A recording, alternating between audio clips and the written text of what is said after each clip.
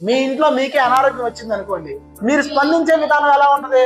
ఎవడో నన్ను పట్టించుకోవట్లేదు, అది ఇది అని చెప్పేసి చాలా వేగంగా స్పందిస్తాం. కానీ ఎదుటి వ్యక్తికి అనారోగ్యం వచ్చింది అనుకో, కొన్ని సార్లు భర్తలు ఉంటారు కదా, ఏమంటారు తెలుసా? ఇది నాటకాలు వేస్తుంది అంటారు. అత్తలు ఉంటారు కొంతమంది, కోడలు అంటారు, ఏమని తెలుసా? దీనికి అన్ని బాగానే ఉంది, ఇది నాటకాలు వేస్తుంది అంటారు. చాలా మందిని చేశాను నేను.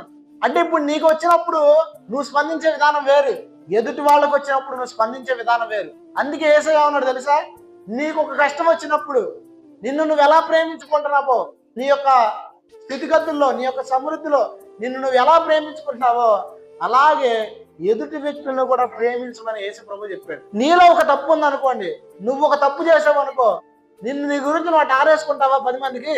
రెండో విషయం నేను చెప్పనా, ఎవడైనా చూసి ఏం నువ్వు చేసిన పని అంటే, ఏం చేస్తాం ఆ పరిస్థితిలో చేసే మనిషిని ఒకటి తప్పు చేయడా అని మనలో మనం ఏం చేస్తాం? ఇప్పుడు నువ్వు గనక ఎదుటి వ్యక్తుల్ని నీలాగా ప్రేమించుకున్నట్టు ఇప్పుడు నువ్వేం చేస్తావు?